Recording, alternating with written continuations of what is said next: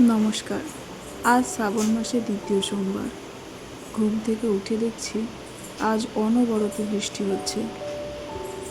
সকাল সকাল 6টার মধ্যে স্নান সেরে পুজোর প্রস্তুতি নিয়ে নিচ্ছি, কারণ আর একটু দেরি হলে আমার মহারানী উঠে সব পণ্ডুল করে দেবে। এই শ্রাবণ মাসের সোমবারগুলো আমার কাছে খুব স্পেশাল। তোমাদের একটা ছোট্ট করে গল্প বলি। আমার বয়স এখন 28, কিন্তু উনি আমার সঙ্গে আছেন 20 থেকে 21 বছরেরও বেশি। আমার মনেও পড়ে না। আমার বাবার বাড়ির পাড়ায় একটি শিব মন্দিরে বিয়ের আগে পর্যন্ত আমি পুজো করতাম।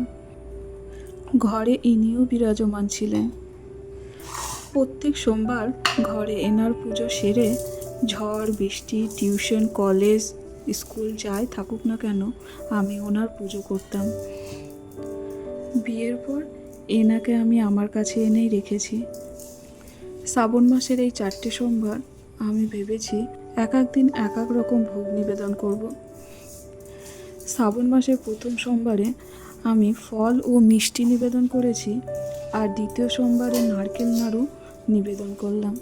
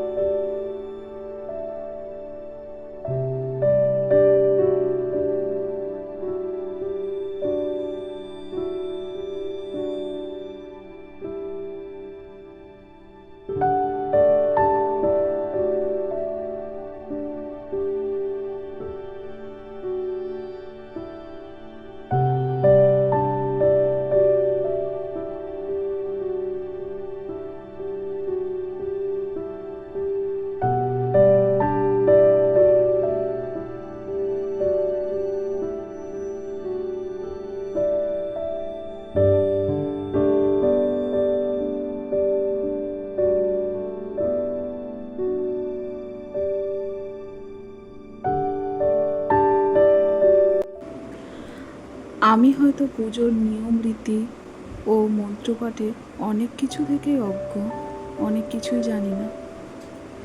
তবে আমি মন থেকে আমার সবটুকু দিয়ে আমি ওনাকে পুজো করি।